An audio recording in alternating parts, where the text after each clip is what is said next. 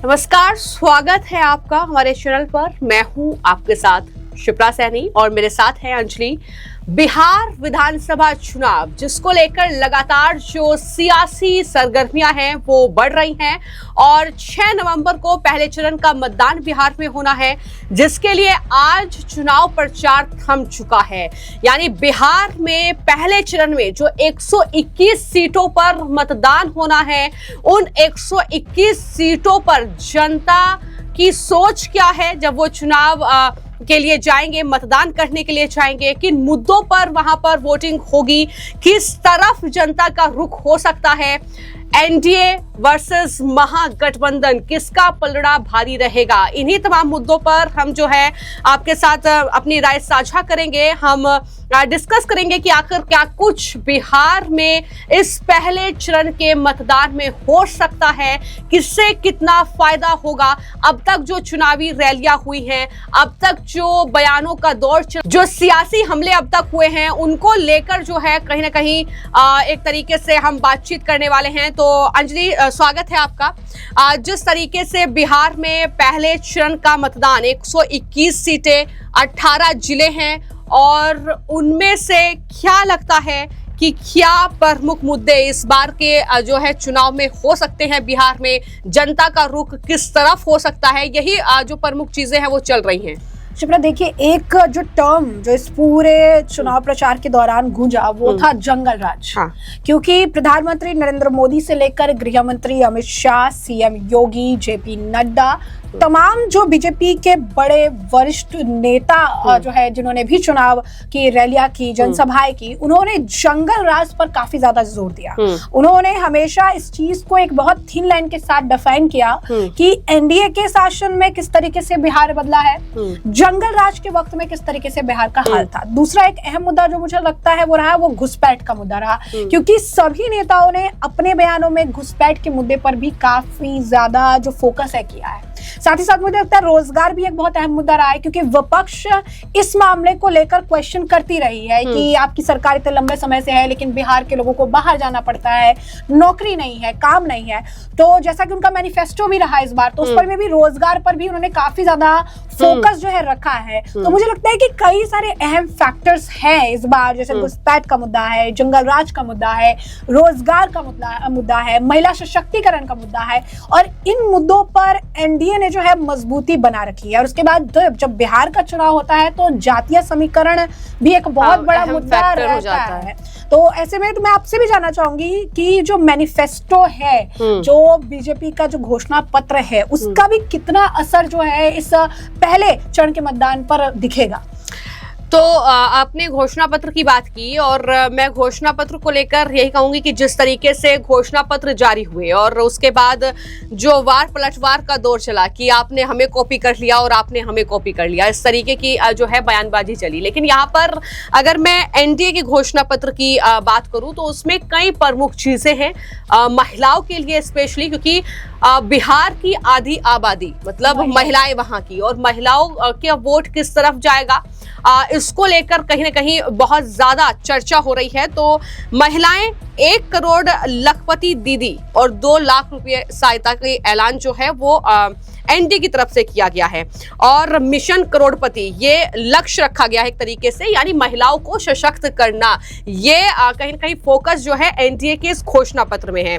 रोजगार का आपने जिक्र किया कि रोजगार एक प्रमुख मुद्दा रहेगा, तो किस तरीके से युवाओं का कौशल वहां पर बढ़ाया जाए, किस तरीके से बिहार में ही युवाओं को रोजगार मिले, इसको लेकर भी जो लक्ष्य रखा गया है वो वैश्विक स्किल हब बनाना बिहार को ये लक्ष्य है, और 1 करोड़ से ज्यादा नौकरियां युवाओं को दी जाए, ये मकसद जो है वो फिलहाल एनडीए के इस घोषणा पत्र में नजर आ रहा है। लेकिन वहीं पर महागठबंधन भी पीछे नहीं है, उसने भी युवाओं को साधा है, उसने भी सरकारी नौकरी वो देंगे ये ऐलान किया है। महिलाओं के लिए भी जो है उन्होंने ये कहा है कि हम उनको आर्थिक सहायता देंगे, और उसके लिए तेजस्वी लगातार बोल भी रहे हैं। तो कुल मिलाकर यहाँ पर 2 जो है प्रमुख चीजें हैं, वो है युवाओं को रोजगार और महिलाएं जिन पर फोकस सबसे ज्यादा है। तो यही तमाम चीजें हैं। इसके अलावा अगर देखा जाए तो एनडीए तो लगातार कह रहा है कि हमने तो विकास किया है, चाहे मेट्रो से लेकर और तमाम चीजें, हाईवे हो या फिर एक्सप्रेसवे हो, ये तमाम चीजों का निर्माण हमने किया है। जंगल राज से हम कहां पर विकास की लहर जो है बिहार में लेकर आए हैं। तो ये लगातार जनता को याद दिलाया गया है। और मैं एक चीज और कहूंगी कि यहाँ पर जो बिहार में लगातार चुनावी रैलियां हो रही हैं, पहले चरण के लिए मतदान जो है 6 नवंबर को होना है, चुनाव प्रचार थम चुका है, लेकिन जो अब तक चीजें देखने को मिली, यहाँ पर बीजेपी का नेता हो या फिर जेडीयू का हो, चिराग पासवान की पार्टी का कोई भी नेता हो, वो लगातार यही जनता को याद दिला रहा है कि आप जंगल राज से कितना बदलाव की ओर आए हैं। ये आप देखिए कि किस तरीके की स्थिति पहले लालू और कांग्रेस की जब सरकार थी तो बिहार में थी, और आज किस तरीके से बदलाव आया है। तो ये आप खुद देखिए, आप खुद तय करिए, तो आप समझेंगे कि आखिर कितना बड़ा चेंज जो है वो दिखा है। मैं आपको खुद ही बता सकती हूँ शिप्रा, क्योंकि मैं खुद बिहार से हूँ। तो मुझे पता है कि जब हम छोटे थे, जब मैं ही छोटी थी और हम बिहार जाते थे, तो उस टाइम पर ऐसा टारगेट होता था कि 6 बजे तक बिहार में एंटर कर जाना है। क्यों? क्योंकि 7 बजे के बाद लाइट्स बंद हो जाती हैं, 7 बजे के बाद छिनतई हो सकती है, रॉबरी हो सकती है। तो जितनी जल्दी हो 6 साढ़े 6 बजे तक आप ऐसे निकलो घर से कि 6 साढ़े 6 बजे तक आप बिहार घुस जाओ। तो अब ऐसे में होता था कि हम कोलकाता से निकल रहे थे, हम पूरा टाइम सेट करके निकलते थे। लेकिन अब जैसे जैसे अब हम बड़े हो चुके हैं, अब हम बिहार जाते हैं, तो अब हमें जो घंटों का जो समय लगता था, सबसे पहले तो जो सफर था वो बहुत आसान हो चुका है, क्योंकि वही 16-17 घंटे जो हमें लग जाते थे बिहार जाने में। लेकिन आज के वक्त में कोलकाता से बिहार का डिस्टेंस काफी कम हो चुका है। 9 साढ़े 9 घंटे में अगर पटना में भी आपको थोड़ा जाम ना मिले तो आप आराम से 8 साढ़े 8 9 घंटे में आप बिहार पहुंच जाओगे। तो कहीं ना कहीं की रोड की कनेक्टिविटी तो बहुत ही ज्यादा बेहतरीन बनाई है। फर्स्ट हैंड मेरा एक्सपीरियंस है। दूसरा, जो रात को जो सिचुएशन होता था कि 6:30-7 बजे तक, मतलब महिलाओं की बात तो आप छोड़ ही दीजिए, महिलाओं को तो मैं यहाँ पर गिनी नहीं रही हूँ, पुरुष फैमिली भी नहीं निकलती थी कहीं की यार कहीं छिनताई ना हो जाए, कहीं गोल्ड तुमने पहन लिया तो कहीं दूसरे चौराहे पर रॉबरी ना हो जाए। लेकिन अब वो सिचुएशन बदल गया। अब आप 9 बजे 10 बजे तक भी मार्केट में हम खुद चले जाते हैं। अब छठ भी अभी निकल गया, वैसे कुछ फेस्टिवल है तो 9-10 बजे तक भी हम मार्केट में सेफली जो है घूम सकते हैं। तो एक बड़ा बदलाव तो खुद हमने ही एक्सपीरियंस किया है कि उस वक्त क्या था और अब कितना बदलाव हुआ। आप बदलाव की यहाँ पर जिक्र कर रही हैं, लेकिन एक चीज और इस पूरे चुनाव के दौरान जो देखने को मिली वो था अपराध, जो हत्याएं हुई, जिस तरीके से पूरा जो है गुंडागर्दी वहां पर देखने को मिली, इसको लेकर लगातार जो महागठबंधन के नेता हैं वो इसका इस्तेमाल कर रहे हैं उनके अगेंस्ट की, जो है ये बात करते हैं सुशासन की, लेकिन यहाँ पर जंगल राज इस तरीके से जो हत्याएं हो रही हैं और तमाम चीजें। क्या आप इसको सिर्फ राजनीतिक तौर पर देखती हैं कि चुनाव है इसलिए ये तमाम चीजें हो रही हैं, या क्या एक्सपीरियंस आपका बिहार में इस आपराधिक अगर लेवल से बात की जाए तो रहा है? देखिए, ये तो पहली चीज तो ये कि इस तरीके का माहौल बना रहे हैं कि बाहुबली को टिकट दिया गया है। तो अगर ऐसा कहा जाए कि बाहुबली को टिकट दिया गया है तो अनंत सिंह को अगर टिकट मिला है तो कुछ सीट पर ऐसे भी लालू प्रसाद यादव के करीबी है जिनके ऊपर 40 से ज्यादा केस दर्ज है, हत्या के, एक्सटॉर्शन के कई मामले दर्ज है, और उनके लिए लालू प्रसाद यादव खुद, तेजस्वी, मीसा भारती खुद उतर के उनके लिए प्रचार कर रहे हैं। तो बाहुबली के लिए जब आप सवाल, हमारे में एक कहावत है जिसमें कहते हैं कि आप सवाल तब उठाओ जब आप दागदार ना हो। तो जब आप बाहुबली का एक मुद्दा उठा लेकर आते हैं कि तो टिकट दिया या क्या, तो आप भी सेम चीज ही कर रहे हैं, तो आप क्वेश्चन करने की स्थिति में है नहीं। दूसरी चीज, जो अभी अनंत का जो मामला सामने आया, जो ये अनंत सिंह का पूरा मुद्दा हुआ, इस मुद्दे को भी आप देखिए कि राजनीति में किस तरीके से इस्तेमाल किया जा रहा है। ललन सिंह का आज ताजा बयान था, वो कह रही है कि षड्यंत्र है, साजिश है, लेकिन उंगली उठी तो कार्रवाई भी की गई है। वो पहले वाला जंगल राज नहीं है जहां पर किसी को पकड़ के जाने के बाद तुरंत फोन हुआ करता था कि अभी छोड़ देना होगा, इसे आप हाथ नहीं लगा सकते क्योंकि ये फलाना के ढिमकाना के जो है वो बहुत करीबी है। ये चीज नहीं है। सवाल उठे और उसके ऊपर अगर आप कहेंगे कि आरोप लगे तो कार्रवाई भी तुरंत की गई। तो सुशासन की जब हम बात करते हैं, लॉ एंड ऑर्डर की बात करते हैं, अगर अनंत सिंह को टिकट मिला है तो अनंत सिंह के खिलाफ कार्रवाई भी हुई है। और ये पूरा उल्टा है अगर लालू प्रसाद यादव के अगर आप राज में देखेंगे तो। दूसरी चीज, आनंद सिंह का जो मामला है, इसे अब ये भूमियार वर्सेस यादव का एक रंग देने की कोशिश कर रही हैं। ये लगातार इसे भुना रही हैं, ये कह रही हैं कि यादव एक तरफ हो जाए, भूमियार एक तरफ हो जाए। लेकिन जो अनंत सिंह के खुद के जो समर्थक है, वो उनका ये मानना है कि सिर्फ अनंत सिंह की गिरफ्तारी नहीं हुई है, इसमें एक ऐसा व्यक्ति भी है जो दूसरे जो है जाति से मतलब उनका राब्ता है, एक दलित व्यक्ति भी है जिसकी गिरफ्तारी हुई है। तो यहाँ पर ये जाति समीकरण बैठाना चाह रहे हैं। लेकिन अनंत सिंह की अगर हम बात करें, अगर कैंडिडेट के तौर पर बात करें तो 2 बार जेल में रहते हुए वो जीते हुए हैं। तीसरी बार भी अगर एक्सपर्ट्स की अगर हम देखें तो उनकी पत्नी अब प्रचार में उतर गई है। कहा जा रहा है कि इसका फायदा भी आनंद सिंह को मिलने वाला है।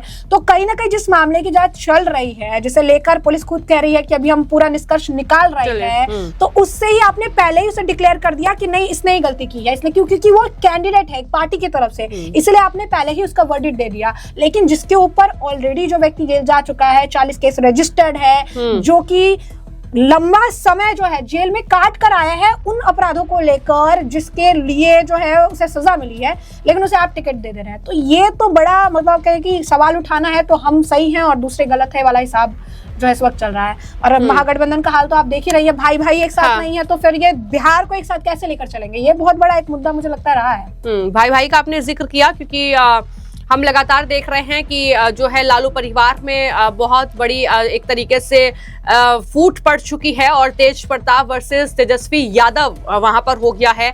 और किस तरीके से एक दूसरे की सीट्स पर जा रहे हैं, कैंपेन कर रहे हैं, चुनौती दे रहे हैं एक दूसरे को।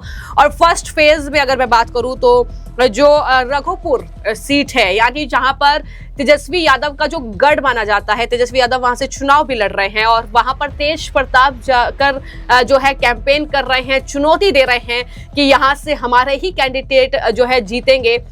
तो ये सिचुएशन जो है रघुपुर में भी कहीं ना कहीं मुश्किलें होने वाली हैं तेजस्वी यादव के लिए। अब तक बहुत स्मूथली जीतते आए हैं, लेकिन इस बार समझा यह जा रहा है कि जो वहां पर यादव गढ़ है, अगर वहां पर सेंध लगा ली तो मतलब तेजस्वी की कुर्सी जो है इस बार खतरे में आ जाएगी। शुभ्रा, मैं आपको बताती हूँ दिलचस्प बात यह है कि तेजस्वी ने एक बयान दिया था इस दौरान। तेजस्वी ये कह रहे थे कि लालू प्रसाद यादव के साथ जो है इनका समर्थन रहा है यहाँ के लोगों का, और वो लालू प्रसाद यादव के नाम पर जो है वोट देते हैं।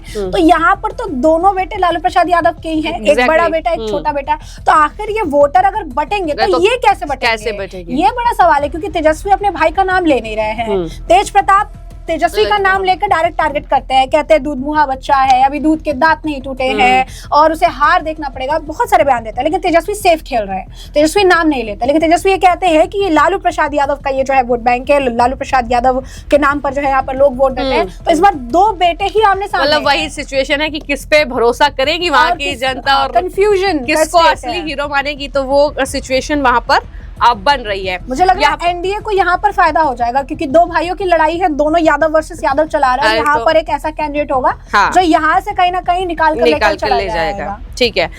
इसके अलावा जो कहीं ना कहीं फैक्टर है वो एक रैलियां जो चल रही हैं, और सबसे अहम बात जिस तरीके से सीएम योगी ने चुनाव प्रचार किया है और एक स्टार कैंपेनर के तौर पर उन्हें देखा ही गया है। लेकिन सभी नेताओं ने प्रचार किया, लेकिन जो दमखम उनकी रैलियों में दिखा, जिस तरीके से एक अलग माहौल उन्होंने सेट किया है, जिस तरीके से घुसपैठियों का जिक्र किया, घुसपैठियों को खदेड़ेंगे। इसके अलावा बुलडोजर एक्शन की बात उन्होंने की, बुलडोजर उनकी रैलियों में नजर आए, लाखों की भीड़ बारिश में उनको सुनने के लिए पहुंची, देखने के लिए पहुंची। इसके अलावा जिस तरीके से वो लगातार कह रहे हैं कि राम मंदिर अयोध्या में बना है तो बिहार में जो है सीता माता का मंदिर बनेगा। तो क्या समझ में आता है कि ये तमाम चीजें भी कितनी ज्यादा जो है प्रभाव डालेगी, क्योंकि अब तक तो यही देखा गया है कि सीएम योगी का जलवा ना सिर्फ यूपी में है बल्कि अलग अलग स्टेट में चाहते हैं कि योगी जैसा जो है मुख्यमंत्री उनको भी मिले। शिप्रा, देखिए एक चीज तो बहुत मतलब अगर कह सकते हैं, इसको डिनाई ही नहीं किया जा सकता है कि मोदी के बाद अगर एक मजबूत चेहरे के तौर पर देखे, एक ऐसे नेता के, एक फायर ब्रांड नेता के तौर पर देखे, एक ऐसा नेता जिसका दबदबा है, जिसके भाषण को लोग सुनना पसंद करते हैं, जिससे कनेक्ट करते हैं, वो योगी आदित्यनाथ है। और यही कारण है कि योगी आदित्यनाथ के इस बिहार इलेक्शन को लेकर कितनी जनसभाएं होंगी, ये शेड्यूल कभी थी ही नहीं। ये हमेशा से ऐसा रहा कि जितनी डिमांड होगी उतना ज्यादा जो है योगी की रैली हम वहां पर बढ़ाएंगे। और एक चीज अगर आप देखेंगे तो योगी आदित्यनाथ जहां भी उन्होंने रैलियां की, बिहार में सिवान हो या फिर अन्य जगह हो, वहां पर उन्होंने एक चीज का बहुत बखूबी तरीके से जिक्र किया, और वो ये कि बिहार जो है एक राज्य के तौर पर छोटा राज्य कंपेयर टू उत्तर प्रदेश। उत्तर प्रदेश एक बहुत बड़ा राज्य है, उसको बहुत बढ़िया तरीके से लॉ एंड ऑर्डर सिचुएशन के मामले में और उसे गवर्नेंस करने में लगता है। तो हर जगह योगी आदित्यनाथ ने अपने बयान में इस चीज का जिक्र जरूर किया कि कैसे उत्तर प्रदेश की दिशा और दशा जो है वो मैंने बदल दी, वो जो है एनडीए के नेतृत्व में, जो बीजेपी के नेतृत्व में कितना बदला है, तो कहीं ना कहीं एक कंपैरिजन जो है वो उन्होंने लोगों के दिमाग में सेट कर दिया है कि अगर आप ऐसे चुनते रहेंगे, मौका अगर देते रहेंगे, तो जो बदलाव उत्तर प्रदेश में कई सालों के बाद बहुत बेहतरीन तरीके से दिखा है, शायद बिहार में लेट हो रहा है बट होगा वो बदलाव भी। और सबसे बड़ी बात एक है जो मुझे लगता है बहुत सारे नेता एक हेजिटेट करते हैं बोलने के लिए, क्योंकि उन्हें लगता है कहीं वो वोट बैंक नाराज ना हो जाए, कहीं हमें उसका नुकसान ना हो जाए, कहीं किसी सीट पे हम थोड़ा कमजोर ना पड़ जाए। लेकिन योगी आदित्यनाथ बिहार के किसी भी सीट पर गए हो, वहां पे मेजोरिटी में कोई भी क्यों ना हो, वो अपनी बात जो है बहुत ही बेबाकी से, बहुत फ्लुएंट तरीके से और बहुत ही मुझे लगता है कि मेस्मराइजिंग तरीके से जो है जनता के सामने रखते हैं। तो यहाँ पर योगी फैक्टर की बात आपने कर ली, लेकिन एक चीज और, यहाँ पर हर स्टेट की तरह मोदी फैक्टर, जिसके चेहरे पर चुनाव जो है अक्सर लड़ते ही हैं और जीते भी हैं, तो ये फैक्टर भी एक अहम होगा। और लगातार चुनावी रैलियां वो कर ही रहे हैं। अमित शाह जिस तरीके से लगातार चुनावी रैलियां कर रहे हैं, यहाँ कंपेयर हम इसलिए कर रहे हैं क्योंकि एक तरफ है राहुल तेजस्वी, जो बमुश्किल एक रैली में एक साथ नजर आए, और उसके बाद राहुल गांधी की जो हरकतें थी बिहार में, जिस तरीके से तालाब में मछली पकड़ने के लिए कूद पड़े, लेकिन वहां पर सिर्फ इतना ही जो है ये चेहरा राहुल गांधी का या तेजस्वी का देखने को मिल रहा है। वहीं पर बात करें बीजेपी की, तो रणनीति पूरी तय है। चुनावी कैंपेन जोरों शोरों पर चल रहा है। फर्स्ट फेज का जाहिर तौर पर खत्म हो चुका है कैंपेन, लेकिन कुल मिलाकर बात यही है कि इस पूरे जो फर्स्ट फेज का इलेक्शन होगा, 121 सीटों पर जो मतदान होगा, जो पहले कहीं ना कहीं पलड़ा एनडीए का भारी रहा था, और इस वक्त भी कहीं ना कहीं वही सिचुएशन देखने को मिल रही है। जो नीतीश कुमार मुख्यमंत्री के तौर पर उन्होंने काम किया है बिहार में, कहीं ना कहीं उसको जो है जनता भरोसा भी कर रही है। जो हमारी ग्राउंड रिपोर्ट्स वहां से आ रही है, आप लगातार देख रहे हैं कि हम अपने चैनल पर वो रिपोर्ट साझा कर रहे हैं, ग्राउंड रिपोर्टिंग वहां पर हम कर रहे हैं। तो उससे भी जो हमें कहीं ना कहीं मिल रहा है देखने को, वो यही कि नीतीश कुमार या फिर कह सकते हैं कि एनडीए का शासन जो है वो जनता को पसंद इसलिए आ रहा है क्योंकि एक तरफ जंगल राज से उन्हें मुक्ति मिली है, विकास बिहार में चल रहा है, और कहीं ना कहीं युवाओं की हाँ नाराजगी जरूर है, पेपर लीक से लेकर तमाम मामले हैं, लेकिन उस पर भी जो भरोसा एनडीए ने दिया है, शायद उस पर जो है युवा अपनी छाप छोड़ेंगे, ऐसा लगता है कि इस चुनाव में। एक यही भी कारण है कि आप देखो जो भी सर्वे आ रहे हैं, जो ओपिनियंस पोल्स आ रहे हैं, उसमें अगर आप देखोगे तो एनडीए का पलड़ा भारी है। अभी एक रिसेंट भी जो सर्वे आ रहा है पोल स्टार्ट का, उसमें भी इस तरीके से इस सर्वे में एक बहुत बड़ा आंकड़ा मिल रहा है। हम बता रहे हैं 133 से 143 का आंकड़ा मिल रहा है। अब ऐसे में अगर 133 से 143 के बीच का आंकड़ा भी बताया जा रहा है, 5 ऊपर 5 नीचे भी, तब भी एनडीए का पलड़ा भारी है। दैनिक भास्कर का भी मैंने जो कहीं ना कहीं एक शेयर किया था ओपिनियन पोल, उसमें भी 150 के करीब अगर सीट्स मिल रही हैं, तो जाहिर तौर पर ये सिचुएशन जो है महागठबंधन के लिए मुश्किलें बढ़ाने वाली हैं। लेकिन देखना होगा कि आखिर क्या कुछ होता है। लेकिन फिलहाल 6 नवंबर को वोटिंग होगी और उसके बाद 14 नवंबर को नतीजे आएंगे, तो तभी जो है हम एक बार फिर से बैठेंगे और फिर डिस्कस करेंगे कि आखिर क्या कुछ बिहार में सेकंड फेज के इलेक्शंस में होने वाला है, किस तरीके का कैंपेन आगे रहेगा, तो ये जानकारी भी हम आपको देंगे। फिलहाल आपकी इस बिहार इलेक्शन को लेकर क्या राय है, आपका क्या सुझाव है कुछ कि हम किन मुद्दों पर जो है बातचीत आपसे कर सकते हैं, किस मुद्दे को हम फोकस कर सकते हैं, तो इस पर भी अपनी राय जरूर साझा कीजिएगा। धन्यवाद।